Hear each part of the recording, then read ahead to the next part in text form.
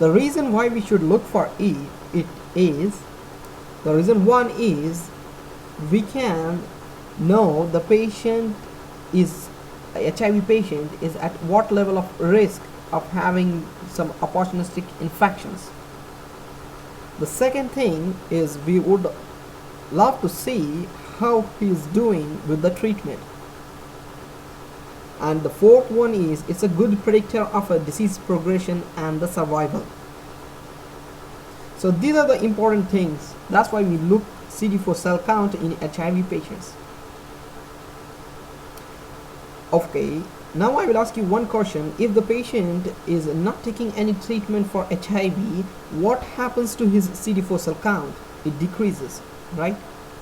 How far? That's the question. The CD4 cell count from 50 to 75 cells will drop per year. So as the CD4 cell count decreases, his immunity decreases. When the immunity decreases, then he's bound to the infections. Those infections are very dangerous. That's why we monitor the patients of HIV with CD4 cell count to look for his immunity. Okay, friends, let me start with this. What are the normal levels of CD4 cells? Tell me. It's a 700 to 1500 cells. That's the normal. Okay, let me start with this. Okay, there's a pathogen, CD4 cell count, first line prophylaxis, alternatives in the comments. I started with the cells less than 200, but I would like to tell you what happens if the levels are more than 200 but less than 500, because the normal level is more than 700, right? So if the count is between 200 to 500, what are the infections? I will give you a mnemonic. That's L COTS. L COTS. L for L, KOTZ. L COTS for 200. L COTS for 200. L is lymphoma, K is Kaposi sarcoma, O is oral thrush, T is tuberculosis. Look, I'm talking about tuberculosis, not Mycobacterium avium complex. Guys, okay? So L COTS is for more than 200 to 500. Okay, what happens if the patient has a less than 200? The most important thing what you should know is Pneumocystis carinii infection. But there are other infections also, like pneumonia, like dementia, histoplasmosis, coccidomycosis, progressive multifocal leukoencephalopathy. Okay, so these are the infections that are common if the patient has a less than 200. So for a Pneumocystis carinii infection, you should know the treatment. The first line of the therapy for prophylaxis is TMP SMX. No need to memorize the dose. That's not important for USMLE examination. Trimethoprim sulfamethoxazole is the first line prophylaxis. Alternatives are dapsones and aerolized pentamidine. No need to memorize doses. Not important for USMLE examination. Patients may tolerate oral TMP SMX at prophylactic doses even if the rash or other side effects occurred with the higher doses. Okay, if the CD4 count is less than 100, the infections he is prone to are, the most important is a toxoplasmosis gondii.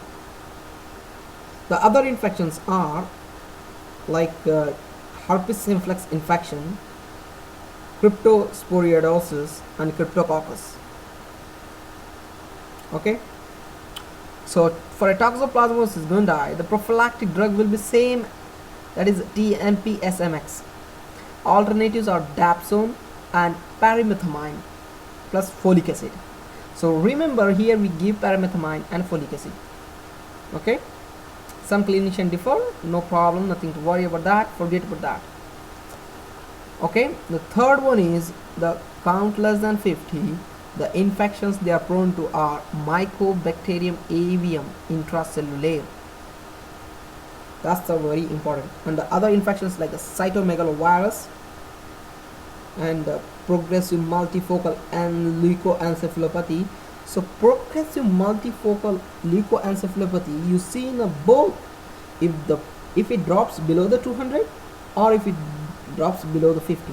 So it means below 200 you should keep as an option. You should keep multiple leukoencephalopathy as an option. Okay. Well, you need to do further diagnosis to differentiate them. So if the patient is having mycobacterium avium intracellular layer less than 50, there is azithromycin is the drug, or a clarithromycin. Azithromycin, guys, very costly drug. Alternatives are rifabutin. Okay. Right. The cytomegalovirus less than 50. Valganciclovir is a drug that we use as a first line prophylaxis. Oral ganciclovir can be used as an alternative. Okay, let's move on to the next slide. Okay, the other infections like Candida species, Cryptococcus neoformans can be there if there is a less than 50 also. So what do you do? Fluconazole. So what happens? The patient may have a difficulty of swallowing, that is esophagitis. There is an interesting video I uploaded on this, on esophagitis by Usmle Point or UsmleTeam.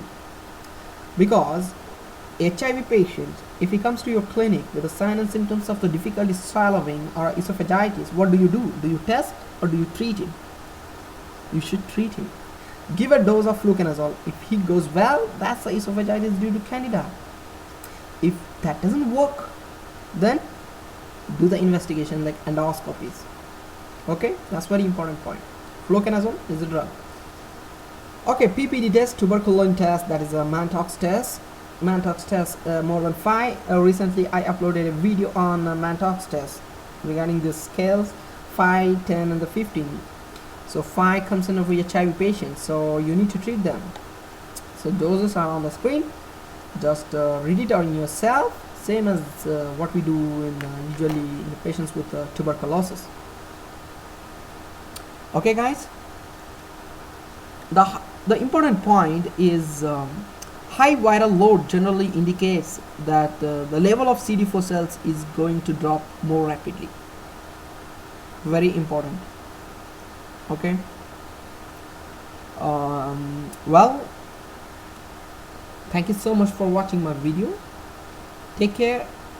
Oh, let me check whether I have another. Okay, so I have another slide. This is for pulmonary infections what are common with cell counts. So more than 500 is acute pharyngitis, bronchitis, sinusitis, pneumonia or PTB. Pulmonary tuberculosis. Okay, sorry. 200 to 500 recurrent bacterial pneumonia, varicella zoster pneumonitis. 100 to 200 PCP and disseminated TB. Less than 100 disseminated MAC, fungal pneumonia, CMV, H, herpes simplex pneumonitis. Well guys, thank you so much for watching my video. Try to know what for USMLE examination you should know how do you diagnose it, why we should know the CD4 cell count, what's the importance of CD4 count. The third important point is how do you treat it, what is a prophylaxis. If prophylaxis first line is not available, what is an alternative for that? How do you proceed and how do you diagnose would be great. Okay guys, take care. Thank you so much for watching my video and thank you so much for being patient and listening to my video. Thank you. Take care.